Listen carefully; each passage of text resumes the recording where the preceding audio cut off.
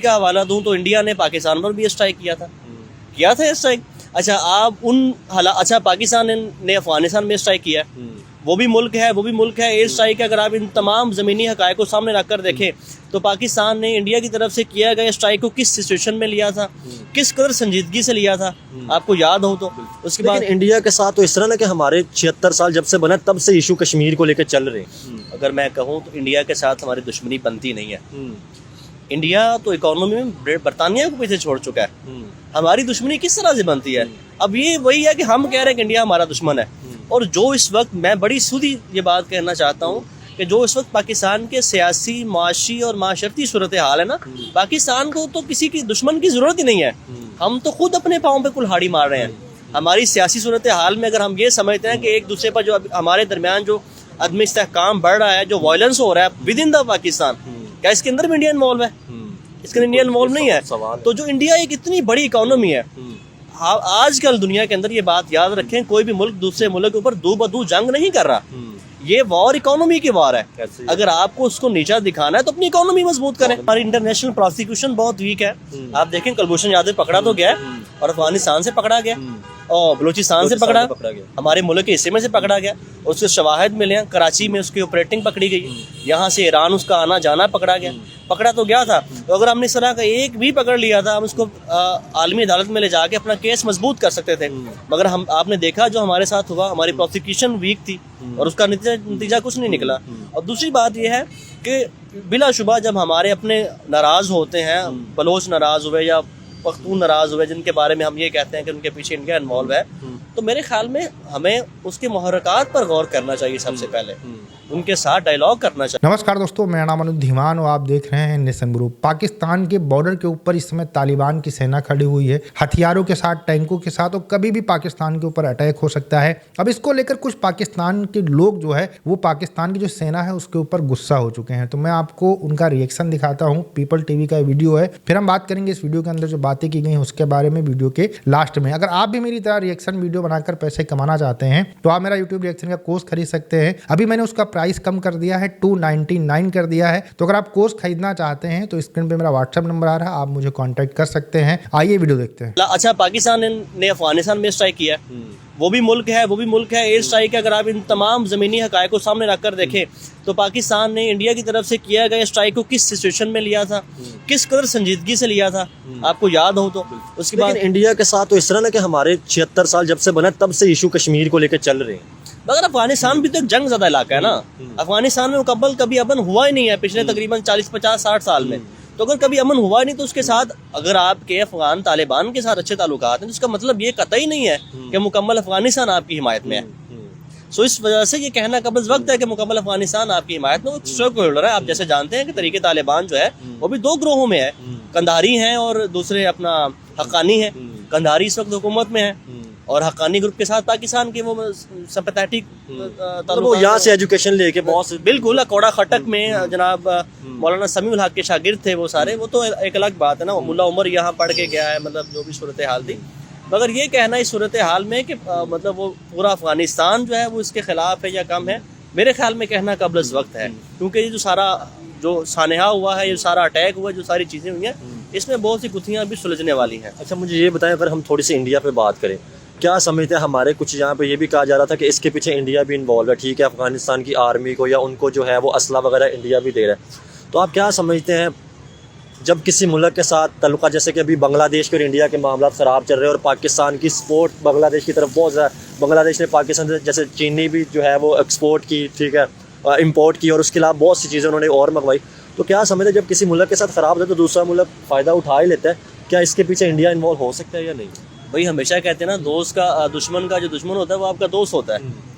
ये तो कुदरती बन गया पाकिस्तान में। अब क्रेडिट लेना चाहे तो ले ले, ये कुदरती एक इस तरह का बन गया कि बांग्लादेश की जो गवर्नमेंट है वो पहले वाली जो एंटी अभी जो आई है वो एंटी इंडियन गवर्नमेंट आई है, तो पाकिस्तान के साथ हालात बेहतर हो रहे हैं। मगर इस देखते हैं आगे जाकर ये तारीख की किस सूरत में बैठे हैं, क्योंकि बांग्लादेश भी इस वक्त दुनिया का एक बड़ा इंपोर्टर मुल्क है। सो अगर आप कुछ चीज़ें उसको एक्सपोर्ट कर रहे हैं तो कुछ लेने और देने की बुनियाद पर ये पॉलिसी चलती है।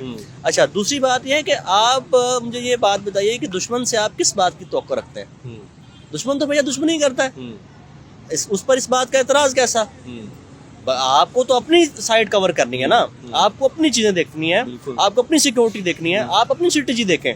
उस दुश्मन का काम दुश्मनी करना है, उसको जहां पर खिला मिलेगा वो दुश्मनी करेगा। अच्छा वैसे तो सही बात ये है, अगर मैं कहूँ तो इंडिया के साथ हमारी दुश्मनी बनती नहीं है।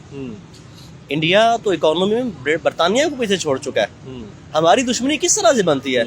अब ये वही है कि हम कह रहे हैं कि इंडिया हमारा दुश्मन है, और जो इस वक्त मैं बड़ी सीधी ये बात कहना चाहता हूँ कि जो इस वक्त पाकिस्तान के सियासी, माशी और माशरती सूरत हाल है ना, पाकिस्तान को तो किसी की दुश्मन की जरूरत ही नहीं है। हम तो खुद अपने पाँव पे कुल्हाड़ी मार रहे हैं। हमारी सियासी सूरत हाल में अगर हम ये समझते हैं कि एक दूसरे पर जो हमारे दरमियान जो अदम इस्तेहकाम बढ़ रहा है, जो वायलेंस हो रहा है विद इन द पाकिस्तान, क्या इसके अंदर भी इंडिया इन्वॉल्व है? इसके अंदर इंडिया इन्वॉल्व नहीं है। तो जो इंडिया एक इतनी बड़ी इकोनॉमी है, आजकल दुनिया के अंदर ये बात याद रखें, कोई भी मुल्क दूसरे मुल्क के ऊपर दो बदू जंग नहीं कर रहा। ये वॉर इकोनॉमी की वॉर है। अगर आपको उसको नीचा दिखाना है तो अपनी इकोनॉमी मजबूत करें। मनमोहन सिंह चला गया, देखिए मनमोहन सिंह वो था जो जब इंडिया में वजारत खजाना थी उसके पास, वो पाकिस्तान को फॉलो करता था। अब हम इस बात को अप्रिशिएट करना चाहिए कि वो उनकी इकोनॉमी आगे निकल गई। और उन्होंने पॉलिसियाँ 1992 में जब वो वजीर खजाना बने तो उन्होंने ऐसी बनाई कि इंडिया डिफॉल्ट होते होते कैसे आज देख लें कि वही पॉलिसियाँ चल रही हैं। बिल्कुल वही चल रही हैं। सो इंडिया इकोनॉमी में इसमें कोई दो राय नहीं है, हमसे आगे है और हम खामखा में उससे मुकाबला करने की कोशिश करते हैं। वो हर बात में हमसे इकोनॉमी में आगे है, पॉपुलेशन में आगे है, मैन पावर में आगे है, टेक्नोलॉजी में आगे है। सो हमें मुकाबला करना है तो भाई हमें फिर उसके लिए मेहनत करनी है। अब टेक्नोलॉजी की बात अगर हम कर लें, जैसे पाकिस्तान ने अभी मिसाइल बनाने की कोशिश की कि जिसकी रेंज बहुत ज़्यादा हो, 2000 से ज़्यादा हो, तो उसके ऊपर अमेरिका ने पाकिस्तान के ऊपर सैंक्शन लगा दिए। क्या समझते हैं, इंडिया के ऊपर सैंक्शन नहीं लगे, पाकिस्तान के ऊपर सैंक्शन लग गए, क्या इसके अंदर भी इंडिया इन्वॉल्व था जो हमारे अमेरिका सैंक्शन हमारे ऊपर लगा रहा है? हालांकि हम यहाँ पे ये कहते रहे कि पाकिस्तान को चलाने वाला अमेरिका, ये हम लोगों के मुंह से सुनते रहे। ये बात खारिज अज़ इम्कान नहीं है, इस बात को इम्कान से निकाला नहीं जा सकता कि इसके पीछे इंडिया इन्वॉल्व है। मगर भाई अगर अमेरिका आपकी एक्सपोर्ट पे पाबंदी लगाए, फिर आपका एतराज़ बनता है।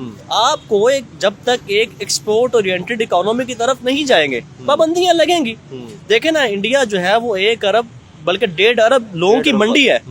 कोई उसके साथ हालात क्यों खराब करे और कोई उसके मुतालबे को मुस्तरद क्यों करेगा? और आप क्या हैं? हालांकि देखा जाए तो पाकिस्तान भी 5वां बड़ा मुल्क बनता है, लेकिन फिर भी हम उस चीज़ को शायद हम तो उस चीज को बिल्कुल इग्नोर करते हैं। हमारे यहाँ अगर 24-25 करोड़ की आबादी है तो वो 24-25 करोड़ गरीब हैं, जो कि मेरा ख्याल है कि सिर्फ हैरान होने के लिए पैदा हुए हैं। पाकिस्तानी जो हैं ये 24 करोड़, हम सिर्फ हैरान होने के लिए आए हैं। कभी हम किसी मुल्क की टेक्नोलॉजी पर हैरान होते हैं, कभी किसी की इकोनॉमी पर हैरान होते हैं, कभी किसी की तरक्की पर हैरान होते हैं। हम हैरान होने के लिए पैदा हुए हैं, काम करने के लिए। हम अपने ऊपर पाबंदियां लगा रहे थे, जैसे वो दुबई ने और सऊदी अरब ने पाकिस्तान के वीजे ब्लॉक कर दिए। हम बाहर की दुनिया में जो है फकीर एक्सपोर्ट कर रहे हैं, हम कर क्या रहे हैं ये भी तो देखना है ना।